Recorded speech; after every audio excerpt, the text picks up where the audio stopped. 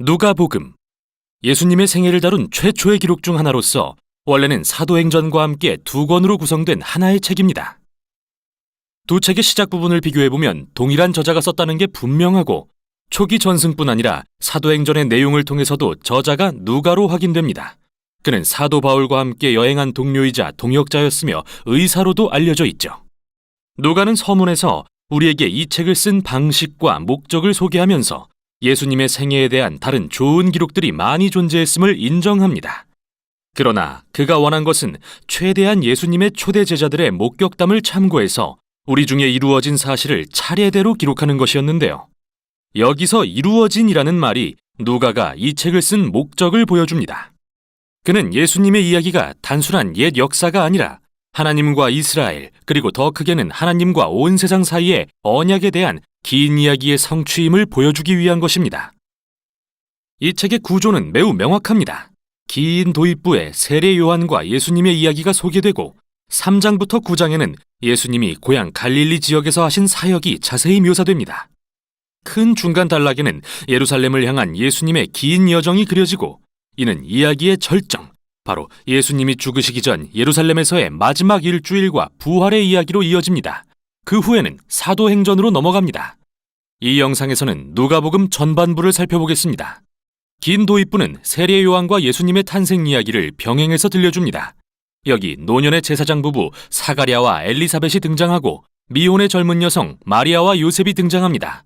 이들은 모두 아들을 갖게 될 거라는 믿기 어려운 하나님의 약속을 받는데요. 두 약속은 모두 성취되어 요한과 예수님이 차례로 태어나고 두 부모는 기쁨의 찬가를 부릅니다.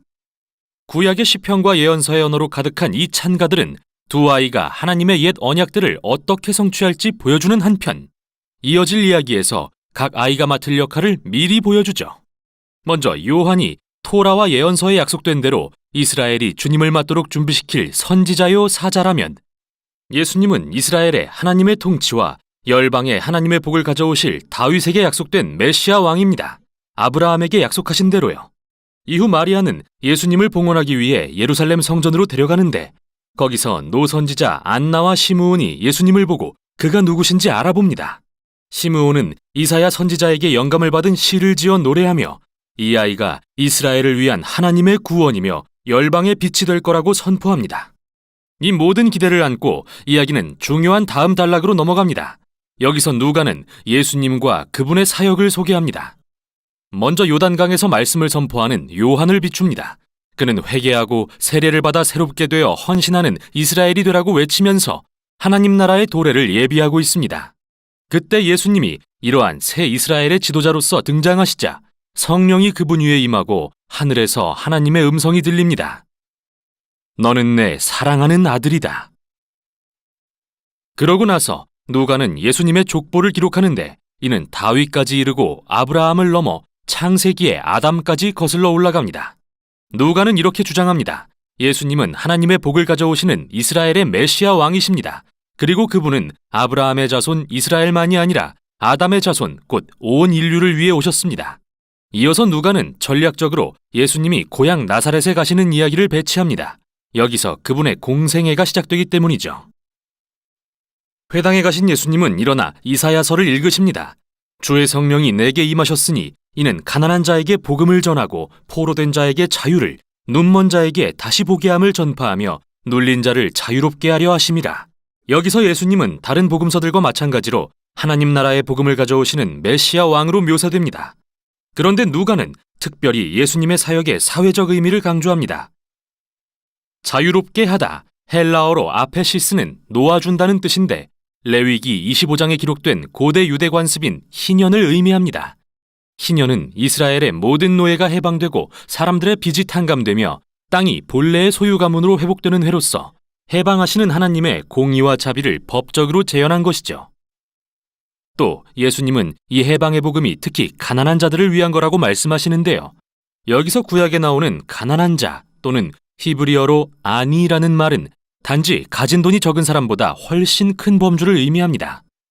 그들의 문화에서 사회적 지위가 낮은 장애인, 여성, 아동, 노인 등을 가리키기도 하고 사회적 소외계층인 타민족 또는 인생의 잘못된 선택으로 인해 종교적인 사람들로부터 배척당한 이들도 이에 속하죠. 예수님은 하나님 나라가 특히 이런 자들에게 기쁜 소식이라고 하십니다. 그래서 누가는 곧바로 가난한 자들을 위한 예수님의 기쁜 소식이 어떤 건지 알 수 있는 여러 이야기를 들려줍니다. 여기에는 병상에서 앓던 여인, 나병에 걸린 남성, 중풍병자가 치유된 이야기, 경제적으로 가난하진 않지만 사회적으로 소외된 세리 레위를 자신의 공동체로 맞아주신 이야기, 매춘 여성을 용서해 주신 이야기 등이 담겨 있는데요. 이로써 누가는 예수님의 나라가 어떻게 사람들의 온갖 삶의 형편에 회복과 반전을 불러왔는지 보여주고 있죠. 예수님이 더 많은 사람을 초대해 하나님 나라의 치유의 능력을 알게 하시자 큰 무리가 그분을 따릅니다. 이후 예수님은 더욱더 파격적인 일을 행하십니다. 그들 중 12명의 제자를 택해 이스라엘의 12지파에 상응하는 지도자로 삼고 새 이스라엘을 세우신 일이 그것이죠. 그런 후 예수님은 누가가 평지수훈이라 부르는 이른바 거꾸로 된 하나님 나라의 강령을 가르치십니다. 그분은 소외되고 가난한 자들에 대한 하나님의 사랑은 그의 나라가 우리의 모든 가치체계를 전복시킨다는 의미이며, 예수님이 오신 이유는 그분의 초대에 응해 새로운 대안이 될 하나님의 백성을 만들기 위해서라고 하시죠. 이들은 급진적인 관대함으로 가난한 자를 섬기며 섬김의 리더십을 실천하고 화해와 용서의 삶을 사는 사람들, 종교적 위선을 거부하는 참으로 경건한 사람들이죠. 하나님 나라에 관한 예수님의 급진적인 가르침은 그분의 신적 권위에 대한 논란과 저항을 불러일으킵니다. 특히 이스라엘 종교 지도자들에게요. 꺼려지는 부류의 사람들에게 다가가시는 예수님이 그들에게는 종교적 전통과 사회 질서에 대한 위협으로 다가왔죠. 그래서 그분을 신성 모독자다, 죄인들과 어울리는 술꾼이다 비난하기 시작합니다. 이 단락은 예수님의 사명에 대한 새로운 계시에서 절정에 이르는데요. 그분은 제자들에게 자신이 메시아 왕이며 예루살렘에서 죽음으로써 이스라엘에 대한 통치를 확증하실 거라고 하십니다. 이사야 53장에 고난받는 종, 이스라엘의 죄를 위해 죽으시는 왕이 됨으로써요. 이 충격적인 계시는 다음 장면에서 계속됩니다.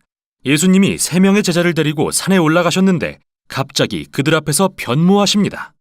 하나님의 임재의 구름이 그들을 뒤덮고 하늘에서 음성이 들립니다. 이는 나의 택한 아들이다. 이때 시내산에서 하나님의 임재를 경험했던 두 선지자 모세와 엘리야가 나타납니다.